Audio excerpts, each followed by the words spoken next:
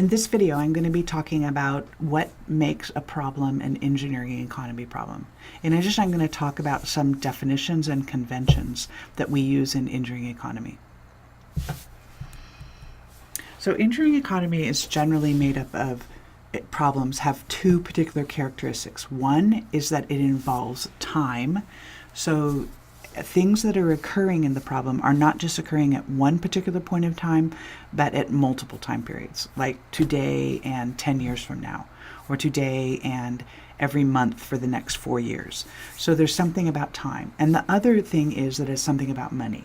So it's pretty important that everything in engineering economy has to do with this quantitative value that we call money. And that if there's something that's not quantitative, then we try to convert it to money. So if a problem didn't have anything to do with time, it would be something like, do you want $200 or do you want $250? And in that kind of scenario, it's pretty easy to make the decision that I just want $250 instead of $200. So there's nothing about the timing associated with these payments. An engineering economy problem might say, do you want $200 now or $250 in 1 year? That is a more typical engineering economy problems where there's both time and money.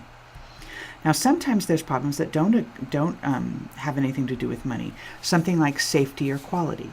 Do you want it to be safe or do you want it to be high quality? That has nothing to do with money.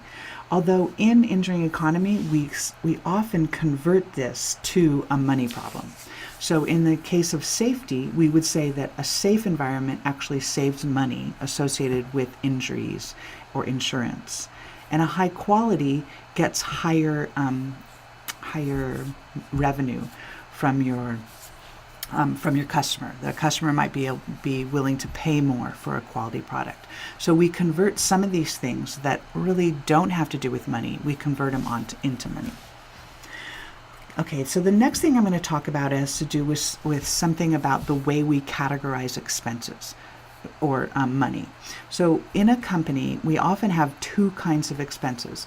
One are capital expenditures and the other are ongoing expenditures. So in capital expenditures, this includes an initial expense for a project, like you want to buy a machine that's going to last for a while. And those initial expenses will support revenue over several years. So it's an initial investment that then will support revenue for a while in time. This could be this is often classified as if this asset lasts longer than 1 year, it's considered a capital expenditure. Now, on an ongoing expense, we look for purchases of items that last less than one year and expenses that support revenue in that year only.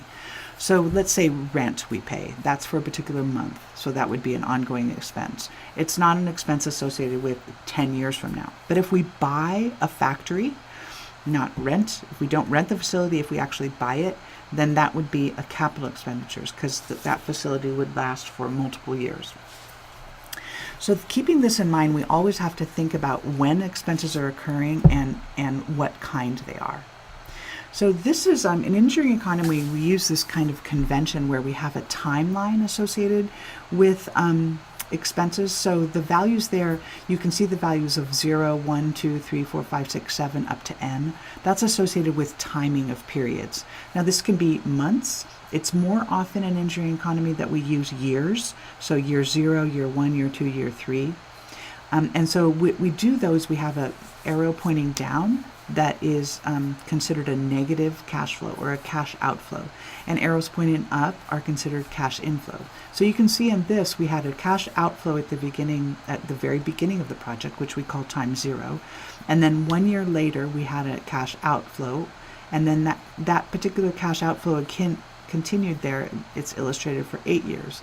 And then the last year, we had a larger cash outflow.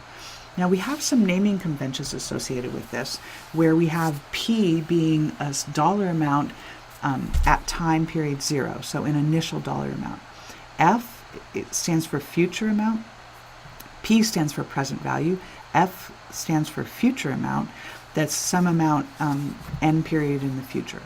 And then A is associated with expenses in every year for an ongoing period, or income, either expenses or income, for an ongoing period for a number of years. And N is the number of periods that we're going to be analyzing over. And interest rate is, we'll be talking about that in later videos, but we always have to have an interest rate in order to do equivalence calculations. And the other thing is, in engineering economy, we use what's called an end-of-year convention, where all cash flows that are occurring at the end of the period that we're defining it, often a year. So we always like, if there was expenses associated in every day of the year, we add them all up and incur them at the end of the year. And that's just a convention in engineering economy. So this short video talked about what makes a problem an engineering economy problem, time and money, what's the difference between capital expenditures and ongoing expenses, and some of the conventions for that we use in engineering economy in order to represent the engineering economy problem.